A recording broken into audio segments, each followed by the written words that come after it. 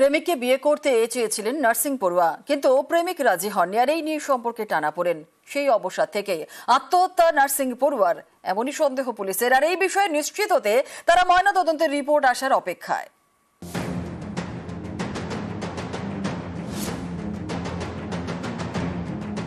বুধবার হুগলির সিঙ্গুরের নার্সিংহোম থেকে নার্সিং পড়ুয়ার দেহ উদ্ধার হয়। মৃতের নাম দীপালি জানা। এই ঘটনায় গ্রেপ্তার 2 নার্সিংহোমের মালিক সুবীর ঘোড়া এবং বছর 24-এর মৃত নার্সিং পড়ুয়ার প্রেমিক রাধা গোবিন্দ ঘটন। তাকে জেরা করে সিঙ্গুর থানার পুলিশ জানতে পেরেছে রাধা গোবিন্দ এবং দীপালির মধ্যে কয়েক মাস ধরে সম্পর্ক। রাধা গোবিন্দ একটি নার্সিংহোমের ল্যাব কর্মী, আর দীপালি জানা নার্সিং পড়ুয়া। কাজের সূত্রেই দুজনের আলাপ। সম্প্রতি রাধা গোবিন্দকে বিয়ে করতে বলেন দীপালি, তাতে রাজি হননি রাধা গোবিন্দ। পুলিশ জানতে পেরেছে গত 10ই আগস্ট, অর্থাৎ দেহ উদ্ধারের ঠিক 3 দিন আগে ডানকুনির একটি হোটেলে যান দীপালি ও রাধা গোবিন্দ। তাদের সঙ্গে ছিলেন আরেক ব্যক্তি। 3 জন 2টি রুম ভাড়া নিয়েছিলেন। শনিবার রাতে ডানকুনের সেই হোটেলে রাধা গোবিন্দকে নিয়ে গিয়ে জিজ্ঞাসাবাদ করে পুলিশ। পুলিশের সন্দেহ সম্পর্কের টানাপোড়েন থেকে অবসাদ, আর তার জেরেই আত্মহত্যা করেন নার্সিং পড়ুয়া। পরিবারের দাবি দীপালিকে খুন করা হয়েছে।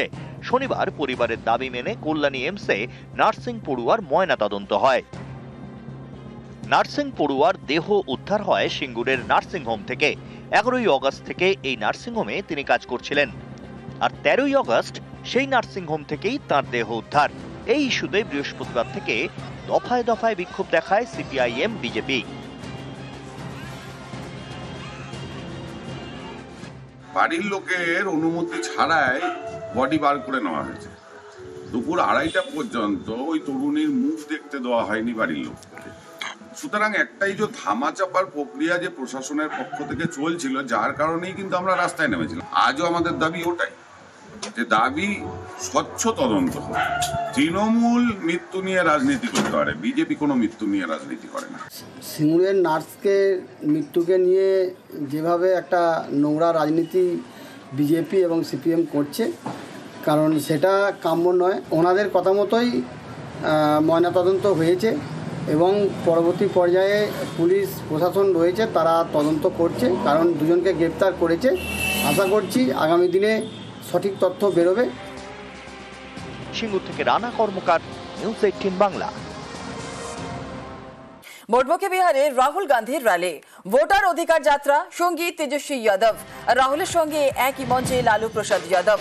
সাসারামের সভা থেকে ভোট চুরি নিয়ে সুর সপ্তমে, পাল্টা বিরোধীদের জবাব নির্বাচন কমিশনের।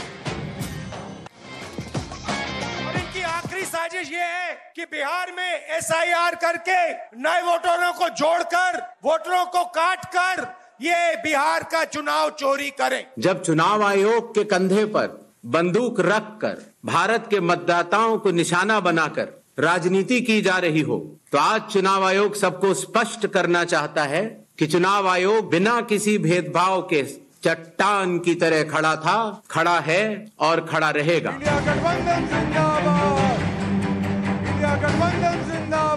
এই বছর শেষে বিহারে বিধানসভা নির্বাচন। তার আগে সেখানে ভোটার তালিকার বিশেষ নিবিড় সংশোধন বা এসআইআর করছে নির্বাচন কমিশন। বাদ গিয়েছে প্রায় 66 লক্ষ ভোটারের নাম। এই ভোটমুখী বিহারে এবার ভোটার অধিকার যাত্রায় রাহুল গান্ধী, সঙ্গী আরজেডি নেতা তেজস্বী যাদব। রবিবার বিহারের রোহতাস জেলার সাসারাম থেকে শুরু হয় রাহুলের যাত্রা। বিহারের 20টিরও বেশি জেলায় র্যালি হওয়ার কথা। 1300 কিলোমিটার ঘুরে 1 সেপ্টেম্বর পাটনায় শেষ। ভোটার অধিকার যাত্রার শুরুতে জনসভা করেন রাহুল। সেখান থেকেও ভোট চুরির অভিযোগে সরব হন। पहले देश को मालूम नहीं था कि कैसे चोरी की जाती है। हमने प्रेस कॉन्फ्रेंस में साफ करा दिखा दिया चोरी इलेक्शन कमीशन कैसे कर रहा है। लोकसभा चुनाव के बाद इलेक्शन कमीशन ने महाराष्ट्र में जादू से 1 करोड़ नए वोटर पैदा कर दिए। हमारा एक वोट कम नहीं हुआ। बीजेपी को सारे के सारे नए वोटरों के वोट मिले और वो चुनाव जीते। इलेक्शन कमीशन से कहा, उनको कहा हमें वीडियोग्राफी दिखाओ, इलेक्शन कमीशन ने मना कर दिया। जब चुनाव आयोग के कंधे पर এসআইআর নিয়ে পাল্টা আসরে কমিশন। শনিবার বিবৃতি, রবিবার সাংবাদিক বৈঠক।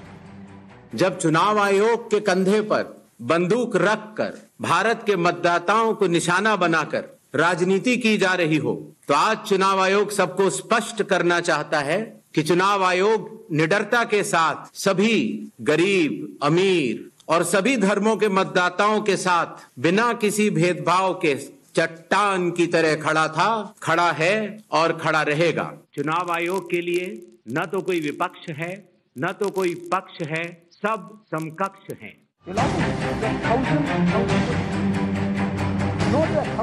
সম্প্রতি কর্ণাটকের মহাদেবপুরা কেন্দ্রের উদাহরণ টেনে রাহুল দাবি করেন একটি বিধানসভা কেন্দ্রে 1 লক্ষের বেশি ভুয়ো ভোটার রয়েছে।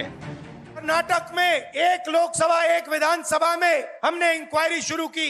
भाई और बहनों, पता लगा कि एक विधानसभा में 1 लाख से ज्यादा वोट चोरी हुए। जब 45 दिन चुनाव के बाद पूर्ण हो चुके हैं और किसी भी दल को, किसी भी कैंडिडेट को कोई भी गलती नजर नहीं आई, इतने दिनों के बाद इस तरह के निराधार आरोप लगाना उनका उद्देश्य क्या है, ये सारे मतदाता और देश की जनता पूरा समझती है। और मेरे सारे मतदाताओं को अपराधी बनाना और चुनाव आयोग शांत रहे संभव नहीं। हलफनामा देना होगा या देश से माफी मांगनी होगी, तीसरा विकल्प नहीं। इंडिया गठबंधन जिंदाबाद। বিহারে এসআইআর 66 লক্ষ নাম বাদ। এর বিরোধিতায় এক সুরে সরব বিজেপি বিরোধীরা। তাদের অভিযোগ এসআইআর এর নামে বিজেপি চক্রান্ত করছে, ভোটে জিততে কাজে লাগাচ্ছে কমিশনকে। এই অভিযোগে এককাট্টা বিরোধীদের টিম ইন্ডিয়া। সম্প্রতি বাদল অধিবেশনে সংসদের বাইরে এবং ভিতরে তাঁরা এ নিয়ে সুর চড়ান। সংসদের বাইরেও একজোট বিরোধীরা। কয়েকদিন আগে দিল্লিতে রাহুল গান্ধীর বাড়িতে ডাকা ডিনারে দেখা গিয়েছে অভিষেক বন্দ্যোপাধ্যায়, অখিলেশ যাদবদের। 1 সেপ্টেম্বর রাহুলের ভোটার অধিকার যাত্রা শেষ হবে। সেদিন পাটনায় জনসভা, সেখানেও দেখা যাবে টিম ইন্ডিয়ার ঐক্যবদ্ধ চেহারা। প্রতিনিধি পাঠাবে তৃণমূলও। শীর্ষ নেতৃত্বও উপস্থিত থাকতে পারেন। चोरों को हटाइए, बीजेपी को भगाइए, किसी भी कीमत पर भाजपा को जो चोरी ही करता है उसको आने नहीं देना है। सब लोग एक हो जाइए और एक होकर के राहुल गांधी, तेजस्वी यादव सभी मिल करके इसको उखाड़ के फेंकिए। लोकतंत्र को मजबूत होने दीजिए। इस तरह का जो बेसलेस यारों का जो ब्रेनलेस यात्रा है, अगर उन्हें लगता है कि वो जनादेश के पनघट तक पहुंच पाएंगे तो ये उनकी गलतफहमी है। आपका वो रिवाज और मिजाज रहा है कि आप कभी अटल जी को कह देंगे कफन चोर, फिर कभी मोदी जी को कह देंगे चौकीदार चोर, फिर अभी कहने लगे कि चुनाव आयोग जो है वोट चोर। अरे कब तक जो है वो चोर मचाए शोर वाली स्थिति करोगे आप? নিউজ 18 বাংলা। আর কমিশনকে নিশানা অধীরের। বিশেষ রাজনৈতিক দলের হয়ে কথা কমিশনের তোপ প্রাক্তন কংগ্রেস সাংসদের। সেই সংস্থা তারা জানে যে রাহুল গান্ধী যে কথাটা বলছে সেই কথাটার ভিত্তি আছে, বাস্তবতা আছে। বিজেপি পার্টির নির্দেশে রাহুল গান্ধী পদযাত্রার মোকাবেলা করার জন্য ময়দানে নামতে হচ্ছে। তাকে রাস্তায় নেমে রাজনৈতিক দলের বিরোধিতা করতে দায়িত্ব দেয়নি নির্বাচন কমিশনকে। আজ ভোটের বাজারে কোনো একটা বিশেষ দলকে যারা সরকার চালায় তাদেরকে মদত করার জন্য ময়দানে